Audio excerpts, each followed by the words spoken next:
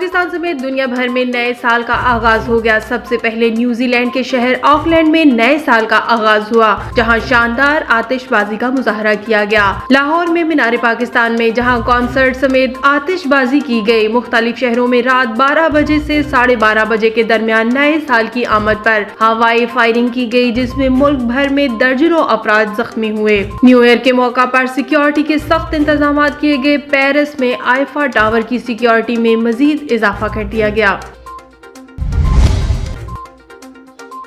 अवाम के लिए नए साल का तोहफा बिजली और पेट्रोलियम मसनूआत की कीमतों में इजाफे के बाद हुकूमत ने LPG की कीमतों में भी इजाफा कर दिया। ओगरा ने जनवरी 2020 के लिए LPG की कीमत में इजाफे का नोटिफिकेशन जारी कर दिया, जिसके मुताबिक LPG की फी किलो कीमत में 25 रुपए का इजाफा किया गया। नोटिफिकेशन के मुताबिक आइंदा माह LPG की कीमत में 25 रुपए फी किलो और घरेलू सिलेंडर में 277 रुपए इजाफा किया गया है।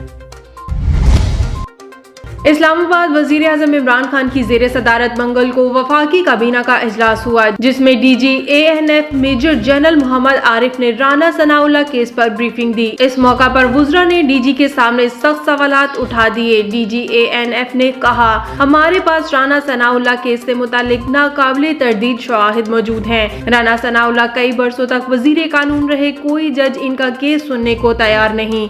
हमारे पास 1 लाख फीस वाला वकील है। राना सनाउल्लाह का केस एक रिटायर्ड जज लड़ रहा है। 9C के मुलजिम को आज तक किसी अदालत ने जमानत नहीं दी। वफाकी वजीर फवाद चौधरी ने कहा, राना सनाउल्लाह केस को मिस हैंडल किया गया, जिससे हुकूमत को सबकी का सामना करना पड़ा। मुआविन खुसूसी फिरदौस आशिक अवान ने ट्विटर पर जारी पैगाम में कहा, नया साल कौमी तरक्की, मुआशी इस्तेहकाम, अवामी फलाह बहबूद, खुसूसन आम आदमी की खुशहाली का साल होगा। पाकिस्तान के अवाम ने जिन मुश्किल हालात का सामना किया, अब इनकी जिंदगियों में खुशियों, खुशखबरियों और खुशहाली का वक्त आ रहा है। इंशाल्लाह इनकी उम्मीदें और उमंगें पूरी होंगी। फिरदौस आशिक अवान ने मजीद कहा, वजीर आजम इमरान खान ने मुश्किल और जुर्रतमंदाना फैसलों से मुल्की मईशत दुरुस्त सिंध पर डाल दी। वाशिंगटन बगदाद में अमरीकी सिफारत खाने के बाहर एहतजाज और बाज़ अफराद की सिफारत खाने में घुसकर तोड़फोड़ के बाद अमरीकी सदर डोनाल्ड ट्रंप ने ईरान को इन वाक़यात का जिम्मेदार ठहरा दिया। सदर ट्रंप ने अपनी ट्वीट में कहा कि इस वाक़े की मुकम्मल जिम्मेदारी तेहरान पर आयद होती है। इससे कबल अमेरिका ने इराक में ईरान के एक हमायत याफ्ता ग्रुप के खिलाफ कार्रवाई की थी और ईरान ने रद्द अमल में ऐसा किया है। इत्तवार की सुबह से अमेरिका ने इराक और शाम में ऐसे मकामात पर फिजाई हमले किए हैं जहां मुबैना तौर पर कताइब हिज़्बुल्लाह के ठिकाने मौजूद थे। अमेरिका के मुताबिक इस मुसल्लह तंजीम को ईरान की पुष्टपनाह हासिल है। सऊदी दारुल हुकूमत रियाज में होने वाले म्यूजिक कॉन्सर्ट में 3 फनकारों को चाकू घोंपने वाले मुजरिम को मुकामी अदालत ने सजाए मौत सुना दी, जबकि मुजरिम की मुआवनत पर एक शख्स को 12 साल कैद की सजा सुनाई गई।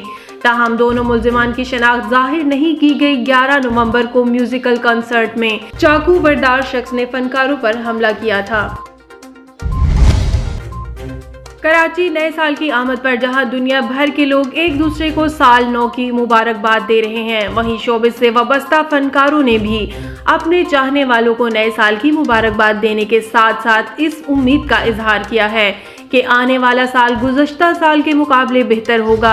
अदाकार हुमायूं सईद इस वक्त उम्रे की अदायगी के लिए खाना काबा में मौजूद हैं और बैतुल मुक़द्दस से उन्होंने अपनी तस्वीर शेयर करते हुए अपने तमाम चाहने वालों को नए साल की मुबारकबाद पेश की।